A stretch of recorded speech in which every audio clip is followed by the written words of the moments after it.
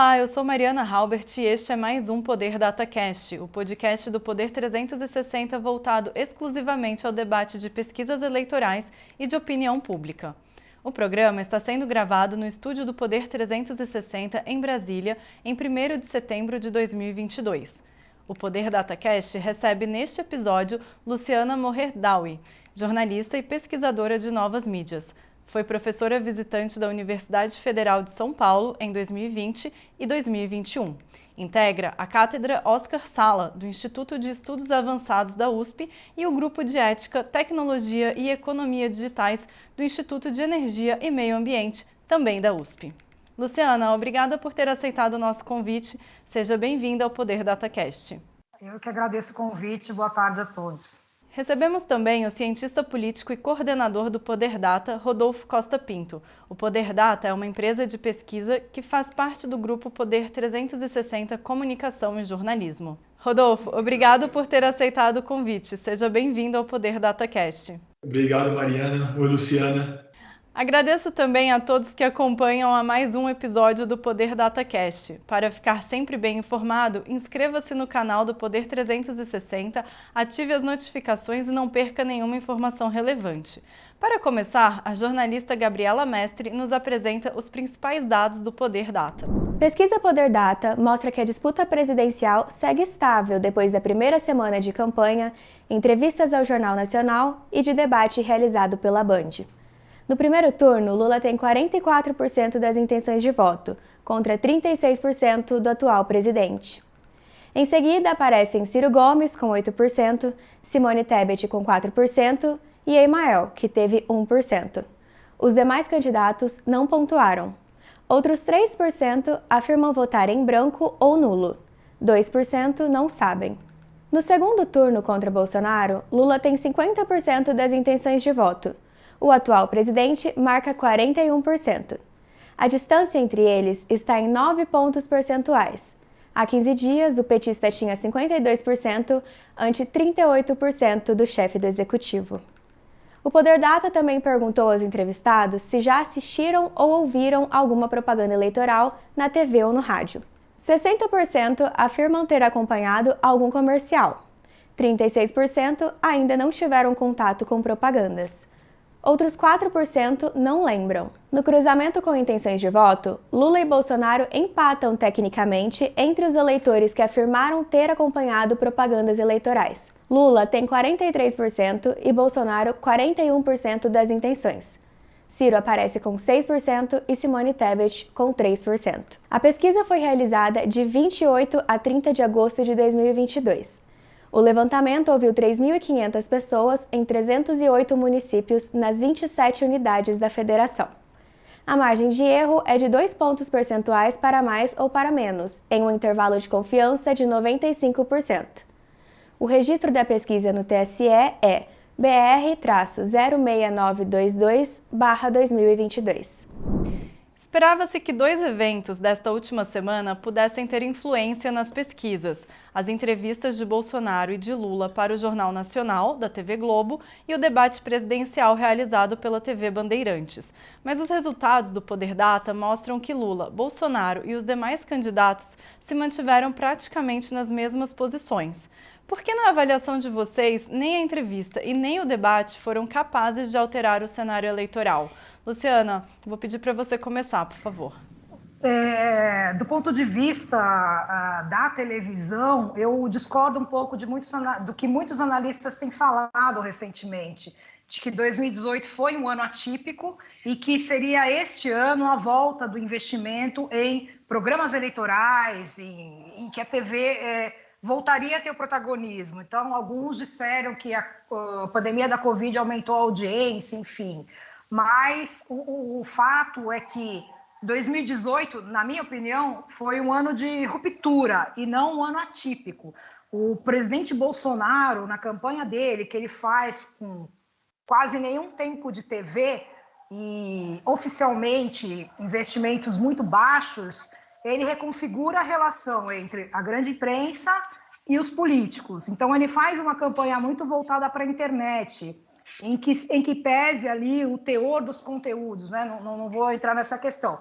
E neste ano, eu percebi que há uma certa expectativa em relação à TV que não me parece que vai se repetir. Então, eu olhei a pesquisa do Poder 360 e também a última da Quest, e embora ali tenha alguns dados de eleitores que assistiram à programação, enfim, e esses eleitores se inclinaram para um ou outro candidato, é muito difícil fazer comparações entre internet e audiência de TV.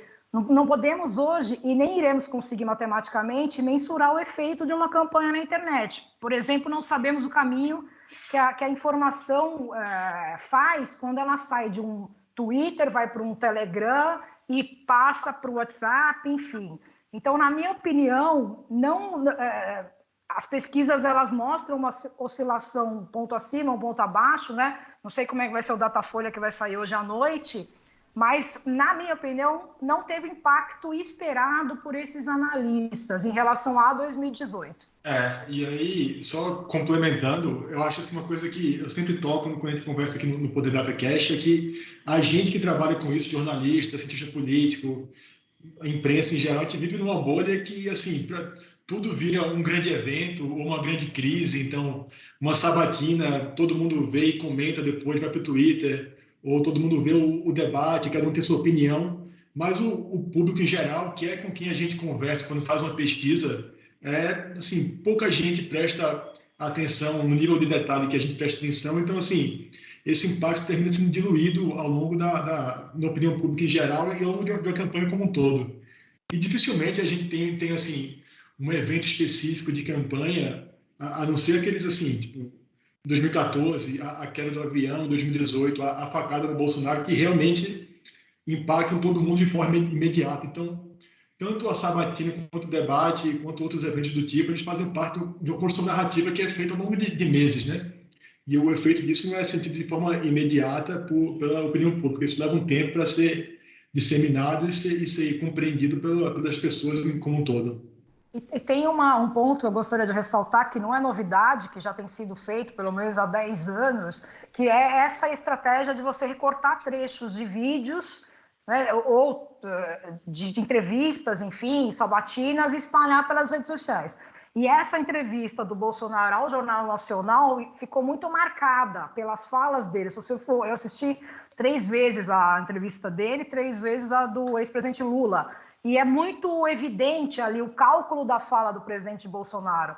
O ex-presidente Lula já não vai muito com essa estratégia fechada, mas o presidente Bolsonaro ele faz isso. Então, a TV ela é importante, ela tem um nicho, enfim. Mas o que é importante, na minha opinião, importantíssimo, não vou dizer que é determinante, porque não dá para provar, são essas articulações em rede. Então, ele faz esse conteúdo para espalhar, para viralizar. Então, ele vai, para uma rede, ele vai editar de uma maneira, para outra rede, ele vai editar de outra maneira. Algo que a televisão não alcança. Então, por isso que eu não acredito que haverá, assim, alguma grande mudança em relação à televisão e aí aos programas eleitorais. Eu posso estar sendo pessimista, mas eu não consigo enxergar, neste momento, uma mudança.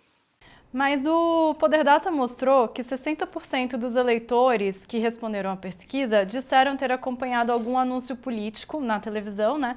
E quando a gente cruzou esses dados com as intenções de voto, Lula e Bolsonaro empataram tecnicamente. Eu queria entender um pouquinho por que houve esse empate técnico nesse eleitorado que assistiu a esses programas na televisão, né? Por que essa propaganda influenciou eles de alguma forma a ponto dos dois principais candidatos terem empatado? Mas primeiro, a gente tem que, apesar da gente trabalhar com isso, assim, a gente tem que ser um pouco cético quanto a esse dado de 60% terem dito que já viram alguma propaganda, porque as pessoas, assim, muitas vezes viram uma coisa nas redes sociais, ou receberam alguma coisa no WhatsApp e acham e interpretam aquilo como uma propaganda, como terem visto já, porque assim, é pouco provável que a gente tenha quase 2/3 da população que já tenham visto alguma propaganda na TV. Então, assim, só um primeiro ponto para a gente pensar um pouco mais amplamente. E o segundo ponto é que provavelmente boa parte das pessoas que já viram alguma propaganda, elas estão ali na classe média e em segmentos que favorecem um pouco mais o Bolsonaro. Por isso esse empate nesse segmento de quem já viu, de quem diz já ter visto alguma propaganda em rádio ou TV. Pegando um gancho aqui do que você falou, Rodolfo, a gente pode deduzir então que a propaganda na televisão ela acaba atingindo esse eleitorado, atingindo mais, né? Eu digo, esse eleitorado de classes mais altas do que de classes mais baixas?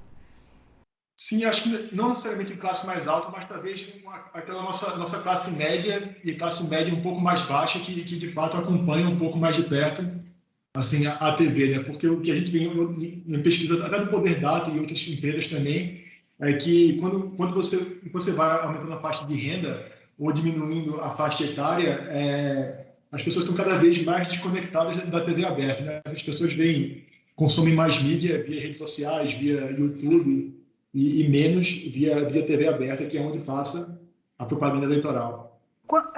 Quando eu vi esse dado, eu fiquei me perguntando, a pergunta foi específica para quem assiste só TV e rádio, ou quem entende que TV e rádio está numa rede social ou está num aplicativo? Isso eu não compreendi muito bem. Uhum. Não, a pergunta foi só, você já viu ou ouviu alguma propaganda eleitoral na TV ou no rádio? E a pessoa podia dizer sim ou não, ou se não lembra.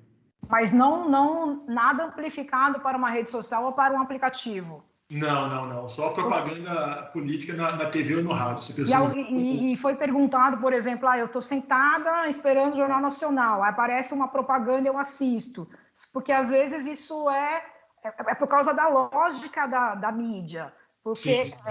Nas plataformas sociais você acaba fazendo parte ali de um grupo ali que vai recebendo conteúdo a partir do que a campanha decide que é do interesse daquele grupo receber. Então, isso foi uma coisa que me chamou a atenção, porque, e mesmo que seja isso, não significa que isso possa determinar ou não, possa influenciar sobremaneira a eleição. Eu ainda sou cética em relação a essa volta da TV como protagonista. Não sei se vocês têm acompanhado, a campanha do presidente Lula investiu 1,5 milhão em anúncios no Google. O candidato Ciro Gomes também vai estender a campanha dele para o YouTube. Então, certamente eles fizeram pesquisa, então eles já estão ali sabendo que a TV não é suficiente, eles vão precisar recortar, empacotar conteúdo para espalhar para uma base ali segmentada. Então, é por isso que eu não tenho assim eu não vejo com muito otimismo essa parte desses analistas de fazer essa volta, sabe, para a TV, enfim. Eu, assim, só adicionar uma coisa, Mariana, que teve um professor meu no mestrado lá nos Estados Unidos, ele era consultor de mídia de várias campanhas lá nos Estados Unidos, e ele colocou uma frase que eu sempre achei muito interessante, assim, uma analogia, que ele colocou assim, imagina uma pessoa tentando ir do ponto A para o ponto B no meio de uma chuva, e assim, a campanha eleitoral é justamente essa chuva, e o objetivo da campanha, no caso, nessa analogia da chuva, é garantir que a pessoa que está indo do ponto A para o ponto B chegue toda molhada para onde ela está indo. Então, assim, não é um pingo específico que vai molhar a pessoa, é o conjunto da comunicação que vai fazer a mensagem chegar ali. Então, assim, a campanha planeja toda a narrativa, o que é que ela quer pensar, o que é que ela quer passar, o que é que ela acha que os oponentes vão falar, e faz esse planejamento com base nisso, faz a pesquisa quantitativa, qualitativa, acompanha as redes sociais, e aí vai se construindo essa narrativa com essa lógica. Então, assim, não é uma peça específica que vai assim, mudar o jogo por completo, é toda uma construção feita ao longo do tempo que vai assim, criar as condições para que a comunicação influencie um pouco na campanha. Ou seja, a televisão seria um suporte inicial, né, em que o candidato coloca um conteúdo, produz um conteúdo específico que depois vai ser recortado, retrabalhado para ser distribuído nas redes sociais de acordo com cada público que se queira atingir, né, e de acordo com cada canal também. Seria mais ou menos isso? E é importante anotar que cada campanha eleitoral tem uma tecnologia. Então, se 2018 foi o WhatsApp, agora o que se aposta é no TikTok. Então, você vai mudando ali a plataforma, e aí a cada plataforma a campanha se ajusta para atuar. E o mais importante, na minha opinião, é a estratégia de microtarget, né, que o PT vai fazer, já começou no segmentado com mulheres, o Bolsonaro está fazendo isso há muitos anos, né?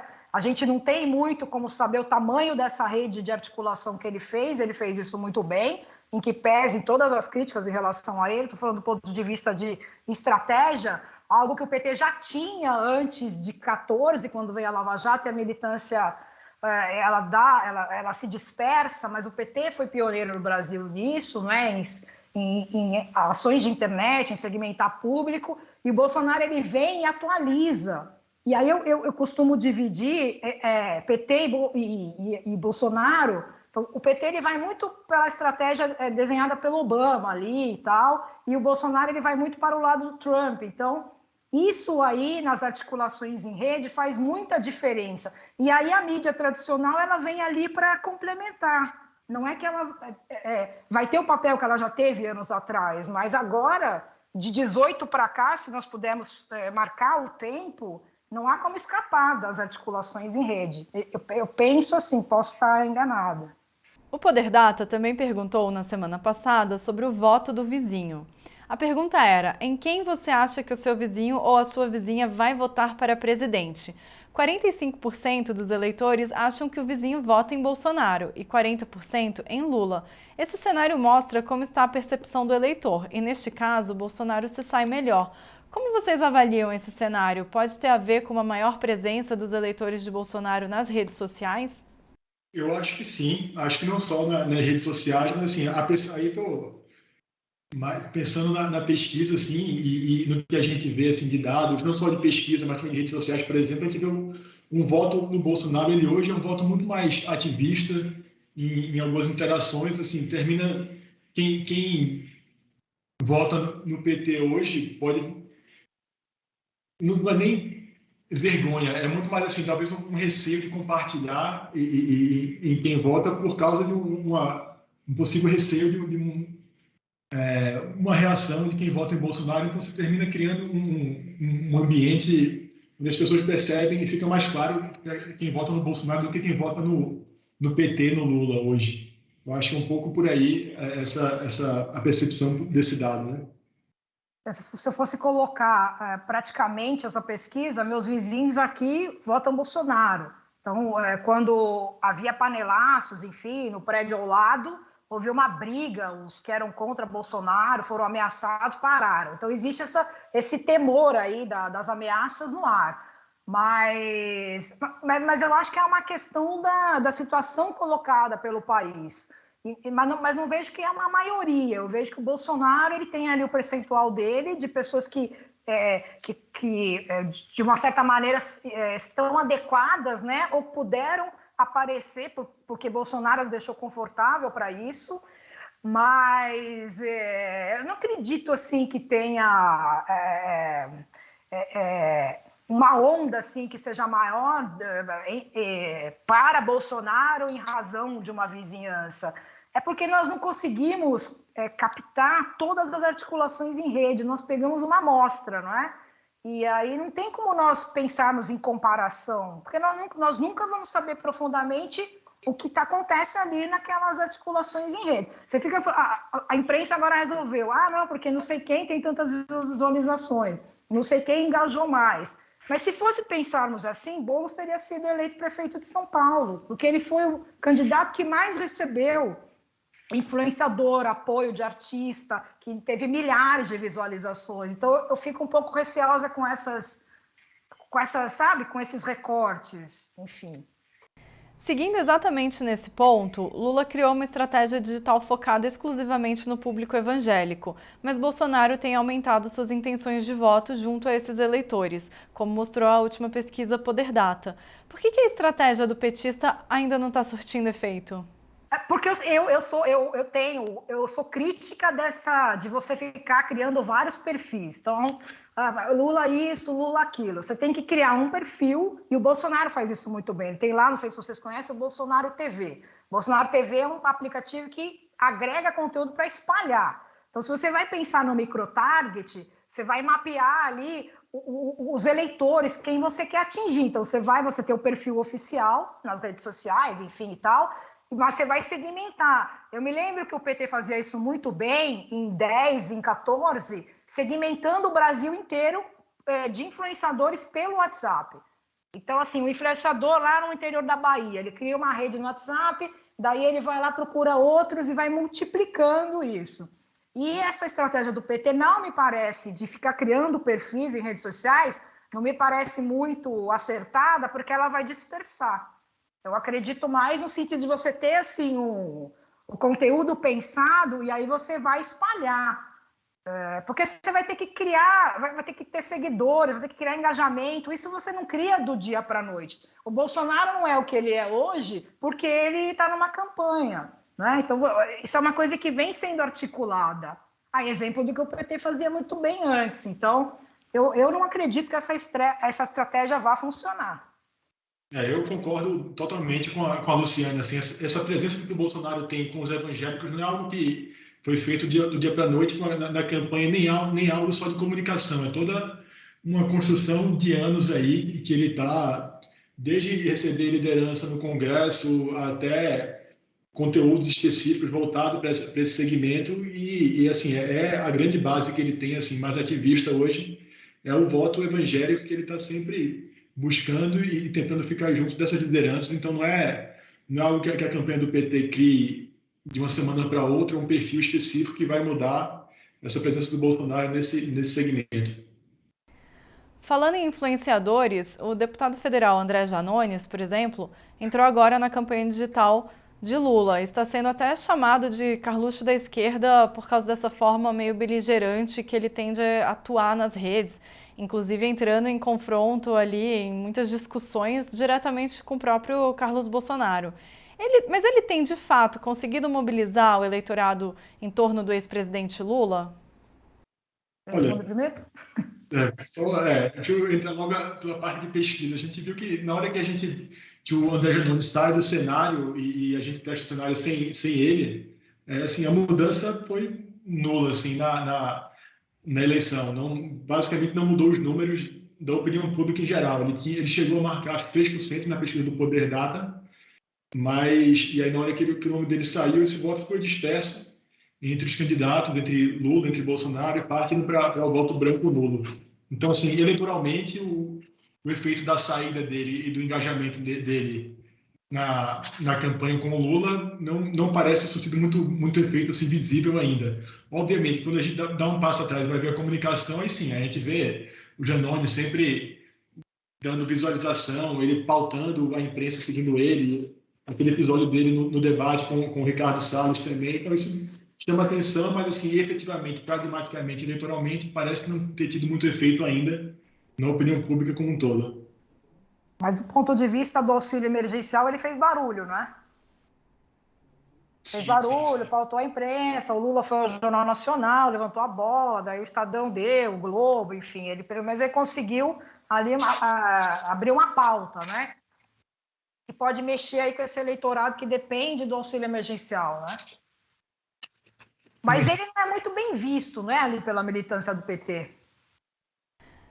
De fato a militância está dividida, né? Tem gente que gosta dessa estratégia, que acha que tem que ir para o enfrentamento, para esse debate direto com os bolsonaristas nas redes sociais, e tem muita gente ali da base do PT, da base lulista, que não concorda, que acha que a estratégia não tem que ser entrar nessa forma de confronto. Mas o que a gente tem visto, ainda não dá para saber se isso está dando resultado de fato ou não. Na avaliação de vocês, tem dado algum resultado? Não, assim, só ia reforçar que em termos de pesquisa o efeito assim, não apareceu ainda. Pode ser que daqui a semanas a gente comece a ver alguma mudança, mas assim, o Lula ele já liderava entre quem recebe o auxílio, essa liderança está consolidada, isso não deve mudar no curto prazo. E, assim, não parece ter um efeito muito mais na comunicação do que no percentual de voto, assim, que é o que a gente, de fato, mede com pesquisa, né? Mas eu sou contra esse tom beligerante. Ontem, quando os opositores a Bolsonaro, a militância criou aquele site bolsonaro.com.br, eu achei assim, de extremo mau gosto, porque é muita violência, não é? Eu até entendo a razão deles, não é? Eles ficam justificando que o Bolsonaro é isso e aquilo, até não concordo com esses adjetivos já ultrapassados, né? Nazista, fascista, genocida, enfim. Eles ficam, parece que, perdidos numa época que já a gramática já alterou, não estamos mais no mundo de Alphaville e do Godard, né? Precisamos avançar um pouco. Mas eu acho o Janones muito agressivo, e ele ali fica discutindo com o Carlos, eu não sei até onde ele vai, porque eu não sei se ele tem potencial ali para superar o Carlos Bolsonaro. Eu não sei se porque ele me parece muito mais impulsivo do que o Carlos, porque o Carlos ele pensa para fazer aquilo, e o Janones me parece mais agressivo. Quando eu ouvi ali no debate que ele faz de propósito, ele vai para cima do Salles porque ele sabe que ele vai ficar bravo e fica filmando, ele não para de filmar. Então isso me chamou a atenção. Ele fica construindo ali situações de agressividade, que eu não sei se isso para o eleitor tem um impacto. Para mim não tem, eu acho muito de mau gosto. Não dá para medir, então, exatamente se essa estratégia conquista eleitores ou não, né? A militância da esquerda gosta, porque reclama do Bolsonaro, que o Bolsonaro é agressivo, mas de outra maneira também ela é agressiva, né? Não podemos negar isso. Então, eu acho que... Mas, estranhamente, em relação ao Janones, eu não acho que é pela agressividade dele, é porque eu acho que a militância olha o Janones e não enxerga o Janones como parte ali do PT. Então, eu acho que esse que é um estranhamento assim, inicial, na minha opinião. O governo teve algumas boas notícias, como o crescimento do PIB em 1,2% no segundo trimestre e o anúncio de que a Petrobras vai reduzir o preço do combustível. Esse tipo de resultado pode ajudá-lo a crescer na corrida eleitoral? Dá tempo ainda até o primeiro turno? Olha, eu acho que pode ajudar, mas a gente está vendo hoje, assim, já faz algumas semanas que o cenário está muito consolidado, muito cristalizado, assim, mesmo... com o aumento do Auxílio Brasil, por exemplo, a gente viu muito pouca mudança no cenário como um todo, mesmo entre quem recebe o auxílio. Então, assim, um crescimento econômico que, tudo bem, é acima do esperado, mas ainda não está sendo assim, amplamente dividido pela população, num cenário onde a inflação, sobretudo a inflação sobre o alimento, sobre o preço do mercado, chega com muito mais força na base da população, que é a grande maioria, deve ter um efeito muito limitado para a eleição, que já é agora no dia 2 de outubro.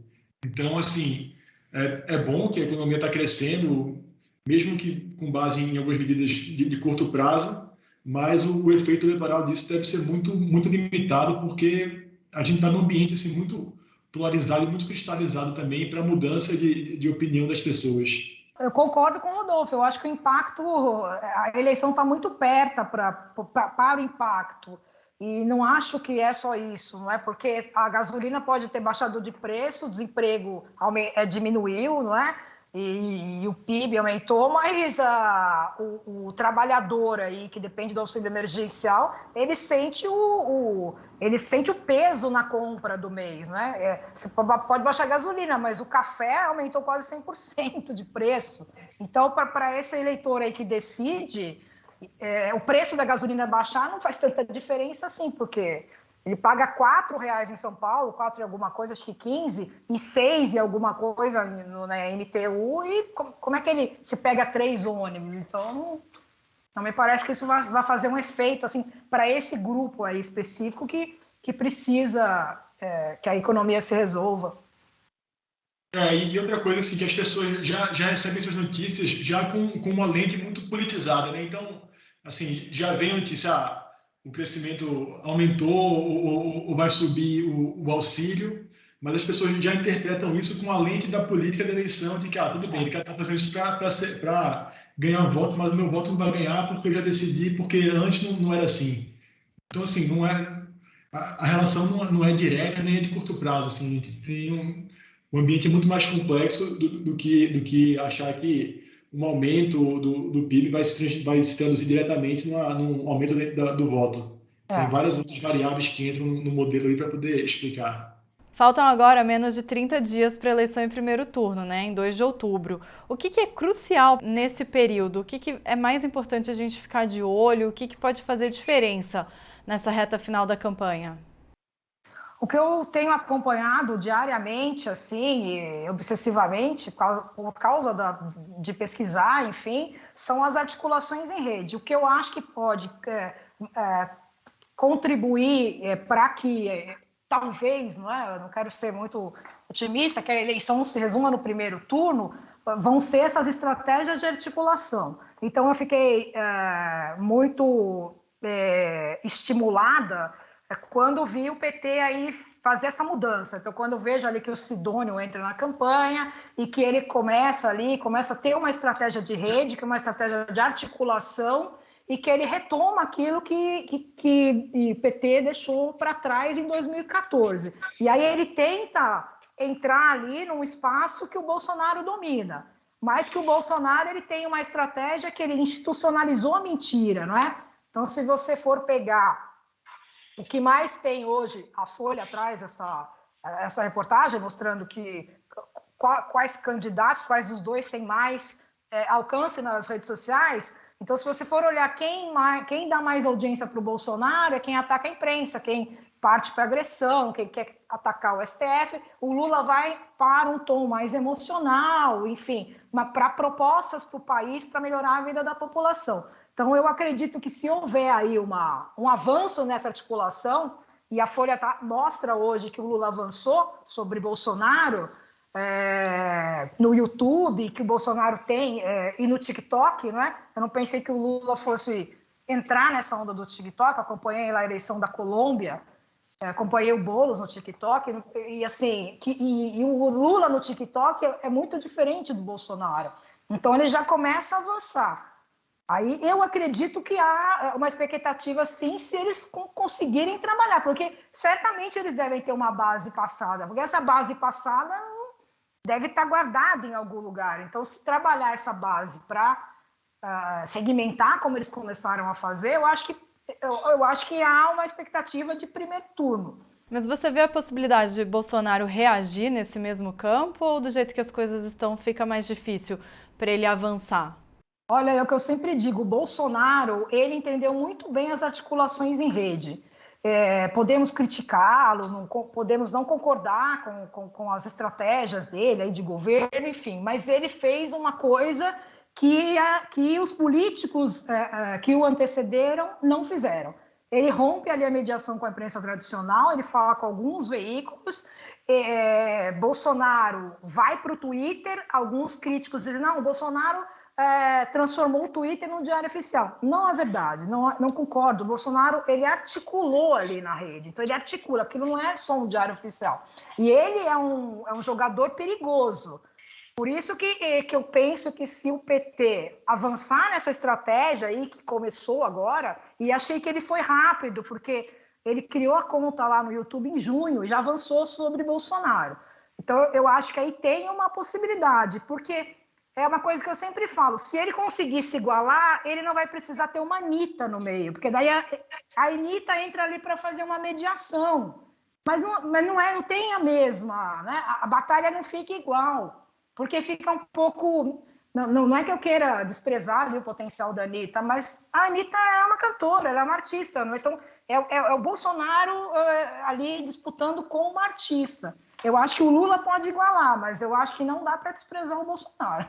E para finalizar, Rodolfo, no que devemos prestar atenção nas próximas pesquisas? Olha, eu estou prestando bastante atenção em duas coisas específicas. Primeiro, o percentual de voto do Ciro e da Tebet, não porque acho que eles tenham chances assim, reais de chegar no segundo turno, mas mais porque esse percentual de voto, na hora que a gente cruza com o nível de decisão do eleitorado de cada um deles, pode ser algo que ali na reta final seja diferença entre uma eleição no primeiro e no segundo turno. Porque o que a gente vê hoje é que o voto do Ciro ele é menos consolidado do que o voto do Bolsonaro, que é o mais consolidado, e o do Lula, que está em 80%, o Bolsonaro em torno de 90%. Então, se de repente, na reta final, o eleitor do Ciro decida apoiar, mesmo que uma parte decida apoiar o Lula, a eleição pode ir para o primeiro turno, ou se decidir ficarem para o Ciro, ou de repente migrar para a Tebet, eventualmente, aí sim a gente vai ter um segundo turno. Mas, e obviamente, sempre a avaliação do governo, porque isso é muito determinante para o tamanho do Bolsonaro e que determina também a eleição, o resultado da eleição final. E Luciana, de tudo que a gente conversou aqui, tem mais algum ponto que você gostaria de destacar sobre esse último período aqui de campanha eleitoral, essa reta final? Não, eu achei interessante essa pesquisa da Quest, né? Porque ela consolida o que já tem se falado há pelo menos 10 anos, né? Do avanço da internet, da queda da TV, e aí fica uma coisa de puxa e estica, né? A TV vai lá, puxa para o lado dela, aí as plataformas puxam para o lado delas, enfim. E o que me chamou a atenção foi os jovens, né? Então, os jovens, e aí começa com 16 e vai a 34 anos, eles se informam sobre tudo a respeito de política pelas redes sociais. Então, por isso a estratégia de Ciro, a estratégia do Lula, de olhar um pouco para essas redes, né? E essa estratégia TikTok que vai ser aí, vai marcar um pouco essa campanha presidencial, que me parece que é a primeira vez, porque prefeito foi Boulos e antes não tinha essa coisa com o TikTok. Então, eu acho que isso vai ser bem importante. E muda, né, a estética dos candidatos, porque eles ficam um pouco mais confortáveis, né? Eu vejo assim, a Janja como um exemplo disso, porque ela dá uma leveza para a campanha ali, quando eles vão ali para o Engabaú e colocam aquele outdoor não, perdão, aquele telão com vídeo, com dancinhas, eu acho que isso dá uma leveza. Então, eu queria chamar a atenção para esses pontos, para essas estratégias que eles estão indo atrás, né? Para além da TV e das mídias tradicionais, enfim. Eu confesso que eu fico um pouco de vergonha ali do TikTok dos políticos. Acho que depois tem que fazer um prêmio do poder de melhores TikToks da campanha. É que você viu o Hernandes da Colômbia? Não. Ah, você tem que assistir. Pelo menos vale a diversão. Mas ele perdeu a eleição. Chega ao fim mais uma edição do Poder DataCast. Obrigada, Luciana Moherdawi e Rodolfo Costa Pinto, por terem aceitado o convite. Obrigado, Mariana. Obrigado, Luciana, por ter vindo aqui. Obrigada a vocês. Boa tarde. O conteúdo do Poder Data não acaba aqui. Acompanhe reportagens sobre os levantamentos a cada 15 dias no jornal digital Poder 360. Não se esqueça de se inscrever no canal e ativar as notificações. Assim você não perde nenhuma informação relevante. Obrigado a você que nos escutou e acompanhou em mais um episódio. Até a próxima!